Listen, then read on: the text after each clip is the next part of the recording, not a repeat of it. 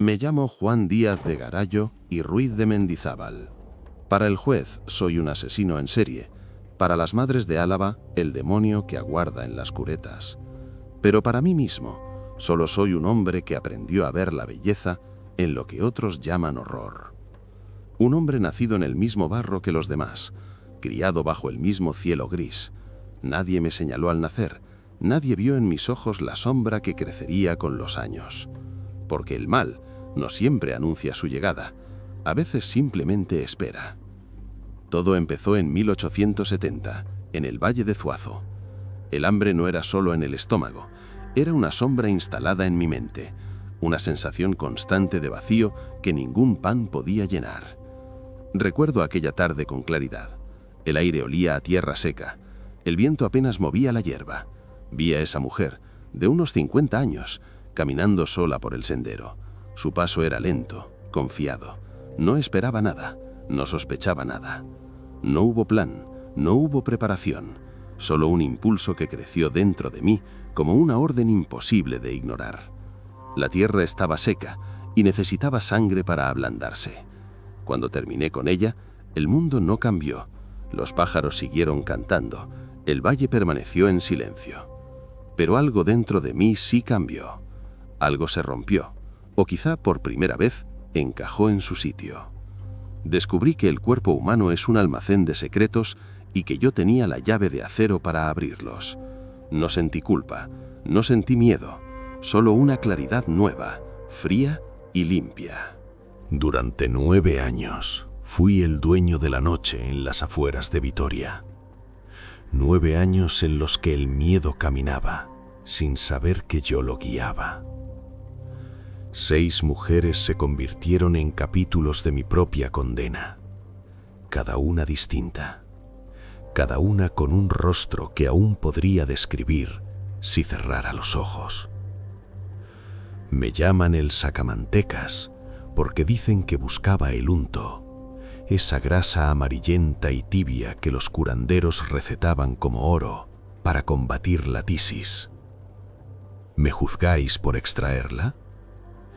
En aquellos años la superstición era nuestra única medicina.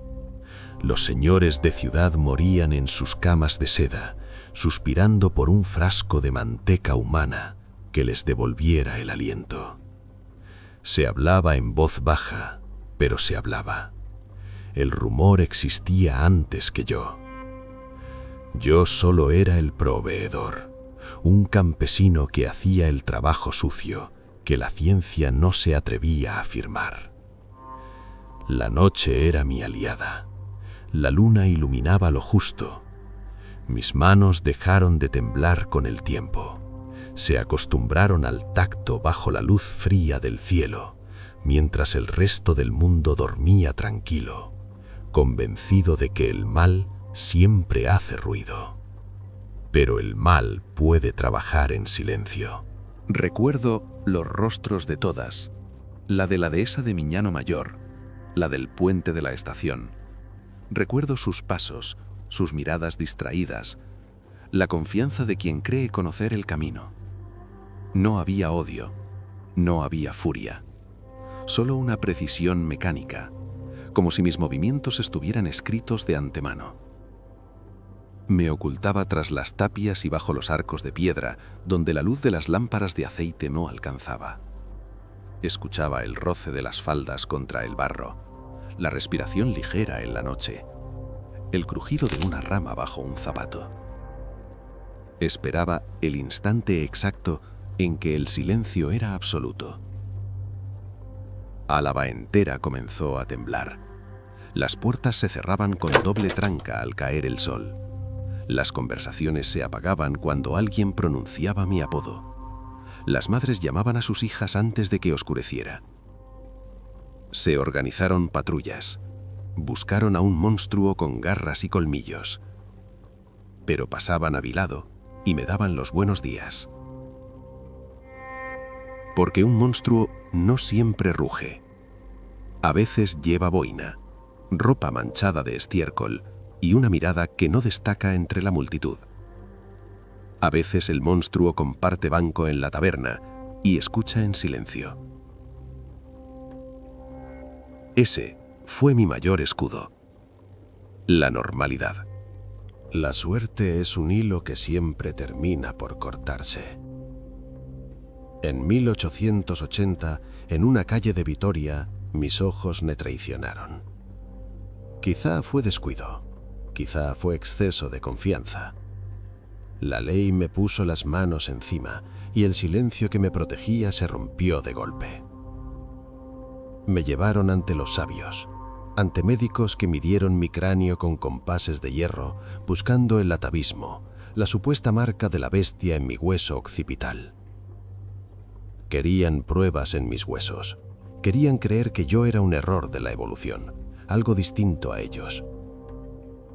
Pero yo les sonreía, porque sabía que mi maldad era tan humana como su miedo. No necesitaba cuernos ni colmillos. Solo necesitaba voluntad. El 11 de mayo de 1881, el patio de la prisión se llenó de un silencio espeso. El aire parecía más pesado que nunca. Algunos miraban con morbo, otros evitaban mis ojos. Me sentaron en el madero frío del garrote vil. El verdugo, con las manos más temblorosas que las mías, me colocó el collar de hierro alrededor del cuello. Sentí el metal helado contra la piel. Por un instante, todo fue quietud.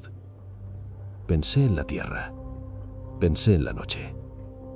Pensé en la manteca que nunca más volvería a tocar. Y entonces llegó el crujido. Un segundo de fuego en la nuca. Después, la oscuridad eterna. Ahora mi cuerpo es polvo, pero mi nombre es eterno.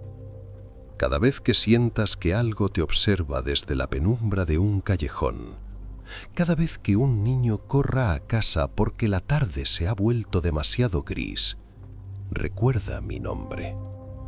No soy una leyenda. Soy la verdad que se esconde bajo la piel. Soy Garallo y sigo esperando en las sombras de la historia.